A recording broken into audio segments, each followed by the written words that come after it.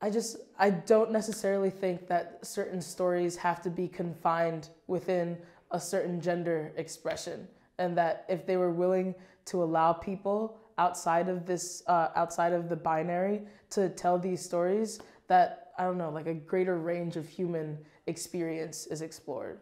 Especially when you are at a new, like just coming to the rehearsal for the first time and you're just at the table read, the director or like someone from the creative team or like someone in power in the theater company saying that everyone should say pronouns and like saying their own pronouns is really important, because then it sets a precedent and then it saves the trans person in the room having to be the only one to ask for pronouns or the only one to share their pronouns.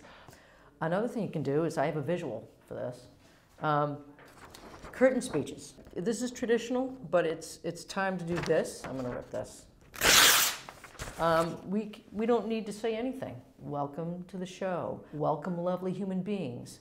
Welcome to the production of. If we can kind of put ladies and gentlemen away, that would be just a very easy step to be more inclusive to everybody who comes into the house. Gender neutral bathrooms. I'm currently working at Central Square Theater, and their lobby bathrooms are gender neutral, and that's always just like, oh, thank God, I don't have to worry about it.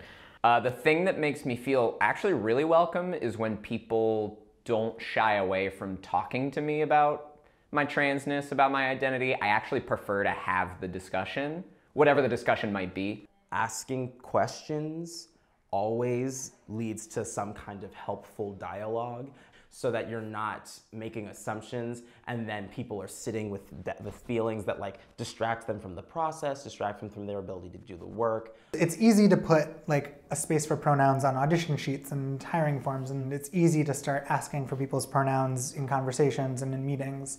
I think it's a little bit harder, and it takes more time and commitment to program the stories that need to be told.